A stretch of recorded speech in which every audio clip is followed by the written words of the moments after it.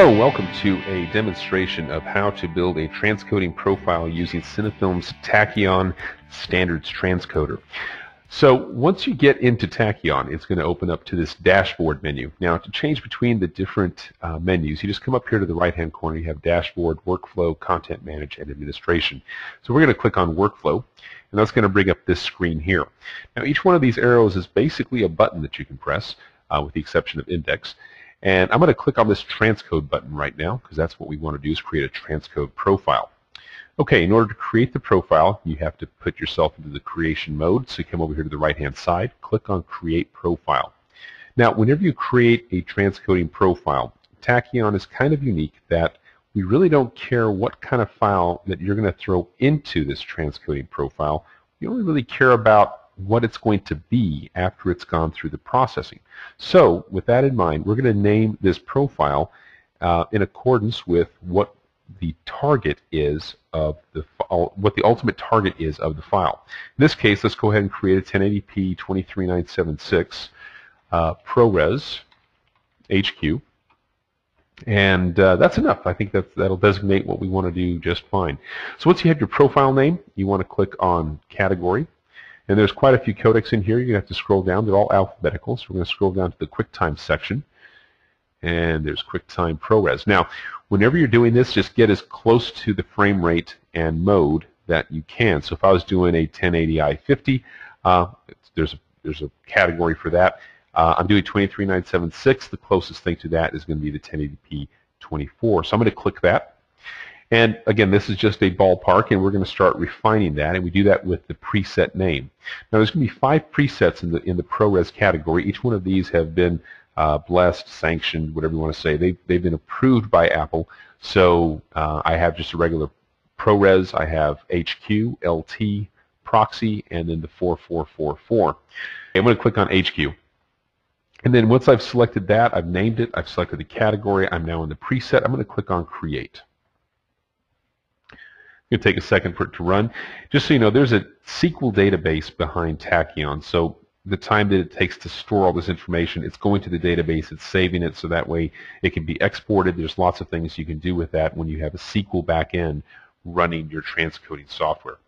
Okay, so let's go ahead and just start at the top of the transcoding profile and work our way down. I'm not going to engage multipass. We have found that for the most part, leaving that unchecked produces very, very good results. If you happen to be using a codec that requires a multipass, feel free to check that. It will reduce, it will increase the processing time a little bit, but anyway, so I'm going to leave that unchecked.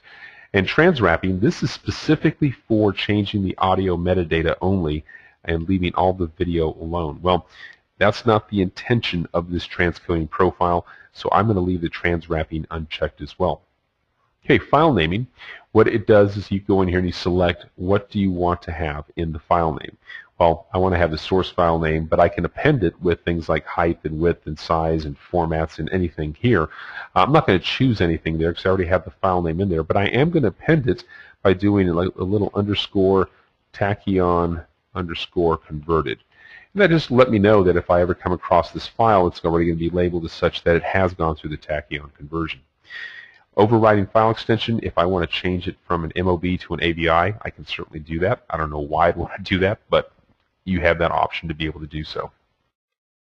Okay, the next section right here is TrueGrid, and this is one of the things that really sets Tachyon apart from a lot of the other transcoders that are out there. Now, if I engage the TrueGrid, what that means is I'm going to be able to take a file and cut it up into many slices and then transcode each one of those slices, transcode all of those slices simultaneously. So instead of just having one file that you throw in a batch mode, it just starts at the very beginning and gets to the end, this thing will cut it up into sections, and if you have the hardware resources inside the server, it will transcode as many of those slices as possible simultaneously. So let's just do some quick math. If I had a 1,000 second project and I set this to cut it up into 200-second slices, that means that I would have 5 slices that could be transcoded simultaneously. If you happen to be on the Tachyon appliance, you can do up to 8 simultaneous transcodes on the Tachyon appliance. So then you would have easily be able to do all 5 simultaneously and still do 3 other transcodes in addition to those 5. So this is where you can get significantly faster than real time for your transcoding. For now, I'm going to leave that off because for the purposes of this demo, I don't have to do that. Okay, container information. This is all, again, this is a ProRes preset that is approved for iTunes, so I'm not going to change any of this, but you certainly could change the timecode track if you'd like to. Okay, next section, in video. Selected stream, it's a QuickTime stream. We don't want to change that. Some other things that set Tachyon apart from other transcoding platforms is that there are a lot of opportunities for one-to-many and many-to-one relationships. If you remember before, I mentioned we need to create the title of this transcoding profile with what the target output is going to be. Well, that means that and I also mentioned we don't care what you throw into it. We're just going to make it 1080p 23976 ProRes HQ. So this is the first area that we start setting how we're going to accomplish that. Right now, this thing is set that if anything comes in, it's going to be 1920 by 1080, and it's going to have an automatic display aspect ratio and pixel aspect ratio.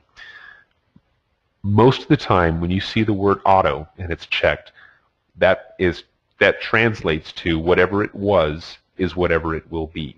So if it was 16 by 9 coming in, it's going to be 16 by 9 going out. Okay. But let's say someone throws a file into the watch folder associated with this transcode profile that it happens to be 4.3 with VBI. Well, I can turn this on, and I am now going to set an exception for whenever a file with 4.3, that is 4.3 with VBI, gets put into the watch folder. So let's go ahead and set some parameters. Well, the first thing I want to make sure we do is that it's a 1920 by 1080. The next thing I want to do is I want to do a letterbox pillar box because I don't want an anamorphic stretch, and I don't want a cropped center extraction. I want to change the display aspect ratio to 16 by 9, 4.3 anamorphic, and I'm going to leave the pixel aspect ratio at auto. Now, let's deal with that VBI. I'm going to check on enabled on the crop region, and then I'm going to say I want to crop off the top 32 lines.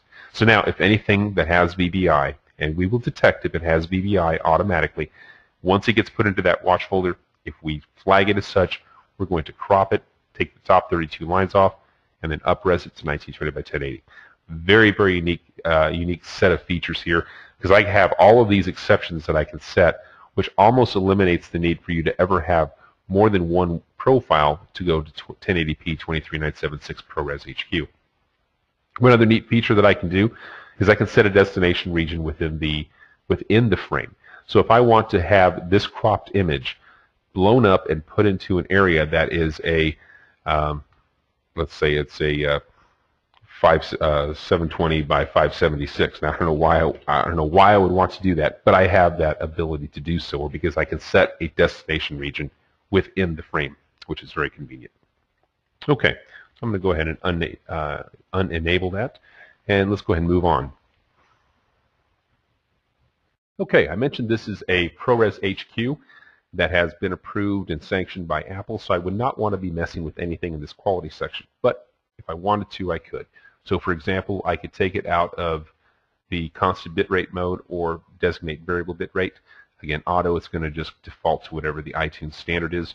Buffer size, keyframe distance, and bitrate. I can change all that if I want to, but I want this to remain ProRes HQ, so I won't. Time, this is where you designate your frame rate. This is always FPS, never fields per second, always frames per second. So if I do a 50 FPS here and I decide to designate it as interlaced, that is going to give me true 50 frames per second, which is going to be 100 interlaced fields. So please keep in mind that if you're talking about PAL, you more than likely want to do 25 FPS and then come into here and check on interlaced. If you're going to do progressive, let's just go ahead and say it's going to be, let's go back to 2398, and this is going to be progressive frame rate. Starting transcode, if I want to force in a transcode, a time code of 00001010, I can do that right here for this entire profile. Now keep in mind, whatever you drop into this profile is going to get that starting time code if you specify it. For now, we're just going to leave it on auto. That means that it's just going to go ahead and start it at a normal 0. Inherit timecode. If the auto is checked, again, it's going to say, well, whatever that is, I don't care what the time code is on that source file, that's what it's going to be afterwards.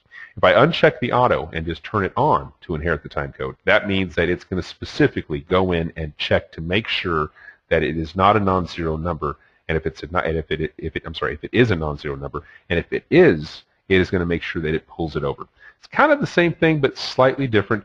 Again, this auto is going to be whatever it was is what it will be. The inherit time code is you are going to do it no matter what. So it's kind of an interesting selection choice there. Drop frame time code, same thing. And then the 60/30 time code. This is very popular with, for example, the Quantel editing suites and some of the Avids. I think Final Cut also does it. But if they want you to designate a 60 frame per second time code in a 30 frame per second timeline, where it does 30, where, for example, it would be frame 1, then 1 asterisk 2, 2 asterisk 3, 3 asterisk. That's exactly what the 60/30 time code does. Okay. This next section here in visual, if you checked on interlaced, it will interlace the output. If you check on auto, what it's going to do is it's going to see if the source was interlaced, the target will also be interlaced. If that's the case, I would never designate a P in here because that could start being a little bit confusing. Again, you want this profile name to really reflect everything that's going to be going on within the profile. So I'm going to uncheck the auto and I'll leave the interlaced off because this is a 1080p 23976. Brightness, contrast, saturation, gamma, RGB, Rec 601, 709, these are all your standard type features. I'm just going to leave all those on auto. This deinterlace source, one quick note about that. If you do not have this, if you don't have it checked or you have it on auto, the minute you turn on the Tachyon convert correct section, it's going to override this decision in here. If you do not have the Tachyon section checked, it's going to do whatever you specify in here. That's just one quick note about things. Okay. Before we get to the Tachyon section, let's get into dark energy. This uses the same automatic denoise algorithms that our flagship dark energy product uses, Dark Energy Professional uses. That's the software that's been used to restore Gone with the Wind, Children of Paradise, countless Blu-ray titles. It's very, very powerful and very precise denoise degrain software to remove compression noise and to prevent compression blocking in your transcode. So if you enable it, if you check this remove noise film grain, that's kind of a temporal filter. And what this does here is that if I click on this auto, turn it off, I can select how much noise I'm going to remove. Now, Tachyon, the Dark Energy plugin, is going to remove all of the noise no matter what. Now, if you start moving the slider back, this becomes a mix back function. So what's going to happen here is I'm going to remove 100% of the noise, and I'm going to mix back in 20%. If I move it down here, I'm going to remove 100% of the noise and mix back in 90%. When you click on the Analyze Noise button, that invokes our spatial filters. So this is temporal, this is spatial. And of course, when you remove noise, sometimes you remove the illusion of detail. So if you click on the sharpen algorithm, that will automatically bring some of those details back in. It's fairly conservative at 0.5. It shouldn't cause any ringing at that level, but if you do, just back it down a little bit. Okay, I'm going to leave that on auto. Clean dust. This is a single anomaly dust, scratch, whatever you want to call it, removal. It's very conservative. It's set to around 70% efficiency. It's going to be used if you really have some pretty bad dusty things. You don't have time to go to a restoration console, so you just want to go ahead and have it remove the dust during the transcode. That's exactly what that's for. If you happen to be processing a logarithmic file, check this, and then if you're processing video, of course you have a gamma adjustment set to the industry standard 2.2 on the file gamma. Okay, I'm going to go ahead and disable this for now, and let's get into the Tachyon. This is where all the magic happens for the standards conversion, cadence correction, and mixed mode normalization. Okay, so the minute I check enable, this box will expand, and you have quite a few things here to choose from. I'm going to go ahead and turn on motion compensation. That turns on the phase correlation engine. I'm going to uncheck these auto boxes so you can take a look at what's underneath here. Okay, in the motion amount, this is exactly how much, exactly what it says. It's how much do you want to trust the motion vectors. Do you want to be extra low, which is very conservative, or do you want to be very aggressive with extra high? If you select auto, it's going to use the default settings within Tachyon, which should be optimized for a source to a target frame rate. So if you're starting from 24 and you want to go to 30, the auto should automatically set the motion amount, fallback size, and the fallback mode to the correct settings to give you the most optimal, to give you the optimal images. Okay, fallback size.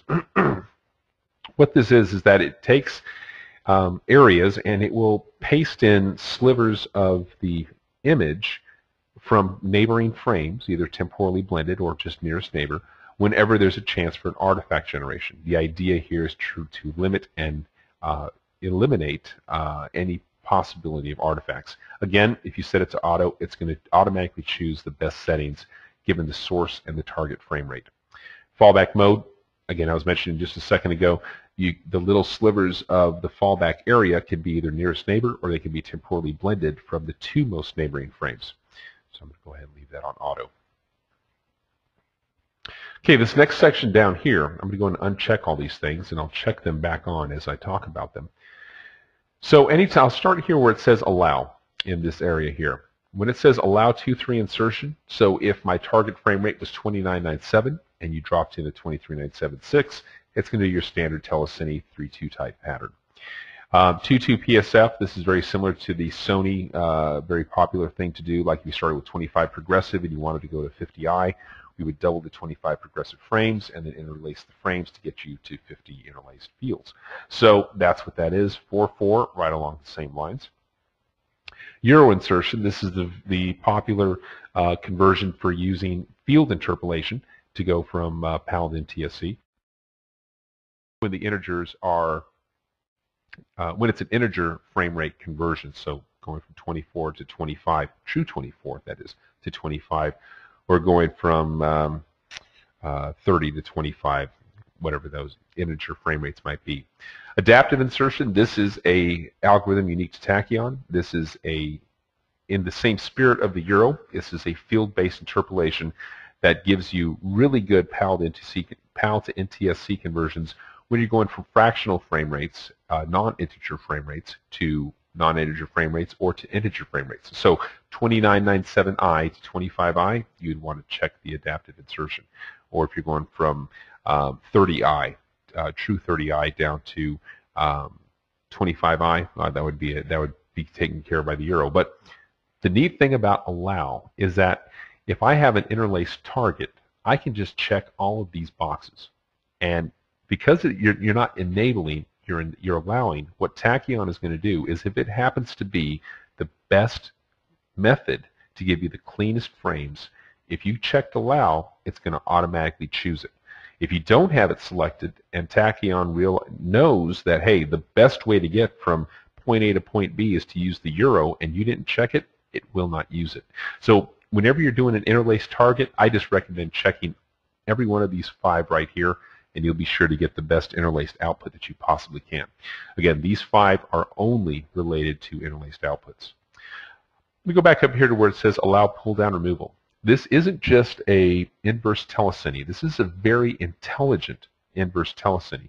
So if you have a situation where you have video where they did not carry where it started 23976 and they applied a pull down pattern, they telecined it to get to 2997, but they started editing that pull down 2997. Oh my gosh, when that happens, you have all sorts of things like at the scene cuts, they don't carry the 3-2 pattern through it. They'll get to the end of the scene, they got the information they needed, they cut it, and then they start the cadence all over without any regard to where the cadence was at the time at the scene change. Well, what this does, this one little checkbox, is it goes through and it says, okay, if this is a 3-2 pattern that I'm dealing with, I should have the 3 progressive, 2 interlaced, 3 progressive, 2 interlaced. It will determine that at a scene cut if that pattern carried through or if it stopped and it started again. If it stopped and it started again, then we will do what the right action should be to make sure you don't have a repeated frame, you don't have a drop frame, you don't have a jump cut, you don't have anything like that. You just get a perfect inverse telecine from 2997 to 23976. Very, very powerful algorithm, and it's what sets Tachyon apart from the rest of the world out there in a file-based domain. Enable post pull-down filter. This is another very unique tool only available in Tachyon. And what that does is that if you happen to have an area of the video that was composited, and it happens to be 2997, that was done through telecine, but they didn't match the cadence in the window that they are compositing into, then what happens is when you remove the pull-down, you're going to get combing artifacts in the windows, vice versa. So what this does is that this goes through and it senses when you have those combing artifacts and it removes them automatically. This eliminates the need to do hand rotoscoping. It eliminates the need to hand paint frames. This is an incredible technician in the software doing work that would always have to be done by hand if it were not for this enable post pull down filter. Now, one thing that you should notice, this says enable post pull down filter. It doesn't say allow. That means that it's always going to be running. It's a very computationally intensive algorithm. It's going to slow your output by around 3 or 4 frames per second because it is doing a lot of work to determine is that image or is that artifact. But the results are stellar when you turn that in, when you have some really, really busted footage. Okay, so I think that wraps the check boxes up. I'm going to go into this advanced settings really quick. Now, what the advanced settings is that let's say you come to us here, at Cinnafilm, and you say, you know what, we have a special situation where we have this type of video, and can you write us an algorithm to help take care of this issue? Well, most of the time we can. We can fit you into the development schedule, and the only thing is that sometimes we can't adjust the GUI fast enough. Because it's not on a release schedule, but we can get you your feature very quickly. And so what we do is we give you this advanced settings to be able to do things like override metadata. So sometimes you have metadata that's wrong, and the metadata says that it is lower field first when in fact it's upper field first. If you put this in here where it says input equals upper, it will override the metadata and it will process the video as upper field dominant. Conversely, I can say input equals lower, and I can also say input equals progressive. Now, when it comes to custom algorithms and things like that, we do have a few.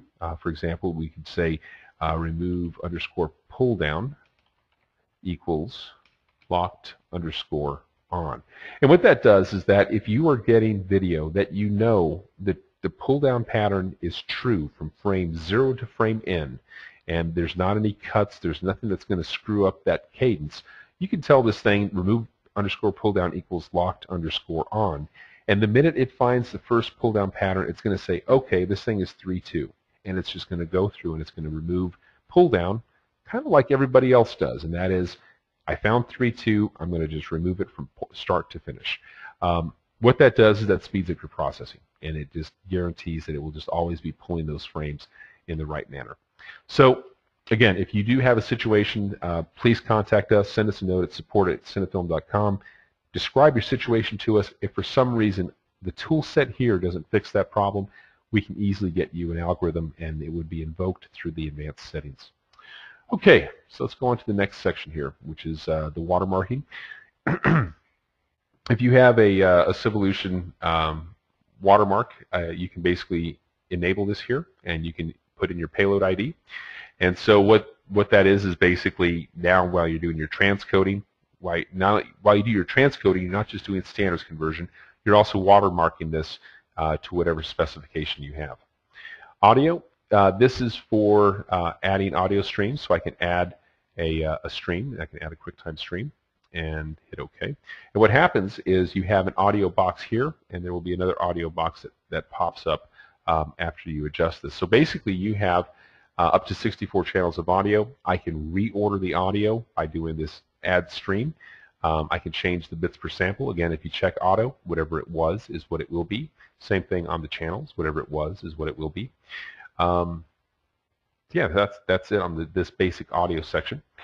Quality, this is going to be constant bit rate or variable bit rate for the audio. And then you can specify the bit rate if you'd like, or you can just do auto. Linear acoustic, this is a very neat module. So this is the linear acoustic Arrow 1. So let me go ahead and click into this and pull that up.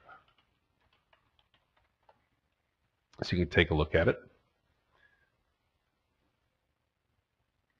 Okay, so the Arrow 1, this is the unit that you have, and this was basically turned into software for the package. So if you have a linear acoustic license, we can put it in here, or you can buy a linear acoustic license through us, and you have all the presets of the linear acoustic Arrow 1.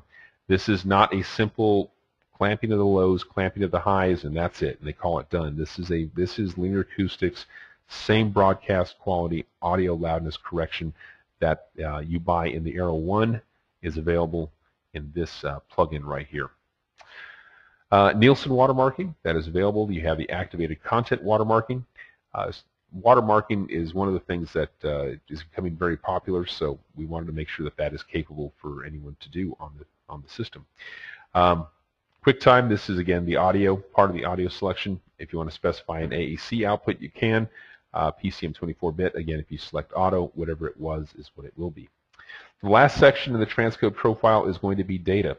And so if I want to add a data stream, it's going to be dependent on the codec. In this case, the QuickTime container is going to let me add MPEG user data, but other codecs will let you add things like SEC files, SAMI files, DXFP, bank data, all sorts of different things can be added in with this data section here. Okay, so once I've done all that, I want to come up here and click on the Save button. And I want to just point out a couple of things, and we'll be wrapping up this transcoding profile section. Whenever you create a transcoding profile, three things get created. The profile, and then a profile group of the same exact name will also be generated. And the reason why a profile group will get generated is, again, Tachyon has a lot of capabilities to do a one-to-many or many-to-one relationship. And if I click on this profile group, it's going to tell me what's in it. So I have a 1080p, the same exact name profile is in the profile group. You always want to have a one-to-one relationship between your profile group and your profile. You want to at least have that one established. Now, I can create down here another profile group if I'd like to, and I could call it the kitchen sink if I wanted to, and if I had 30 profiles here, I could select each one of those 30 and put it into one profile group. Now, why would I want to do that? Well, when I create my workflows, which will be in another video, I could then say, well, I just want to do the kitchen sink, and then I know I'll create every single profile transcode that I've created with just one profile group. So it's really, really powerful. So I mentioned there's three areas. You have the profile group, and then the last thing that gets created is a workflow template. And again, we'll go over that in another video here shortly. But you go to the workflow template by clicking up here where it says workflow. And down here it says manage your workflow templates. It's not quite obvious, but this is where it is. So I'm going to click on that in the lower right-hand corner. And here is my workflow template. Same thing. You want to have a one-to-one relationship with a profile group, and workflow template. That way, if you just want to do one targeted conversion, you can do that. And I will go into the workflow template a little bit later. I just wanted to point out where that is. That'll do it. Thank you for joining us on this overview of creating a transcode profile in Tachyon, and look forward to seeing you on other videos. Thanks.